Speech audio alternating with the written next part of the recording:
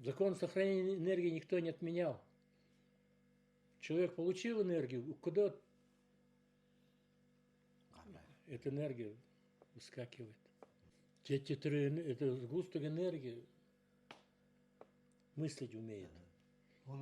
Но получается, когда мы думаем, не то что материальным телом, еще этой энергией думаем.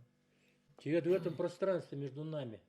Я говорю, вот, до вас доходит, слышите, да, звук. Вот отсюда до сюда звука нету. Вообще нету. Волны есть, это колебания создает. Шикинсо рамэре, в голове получается звук.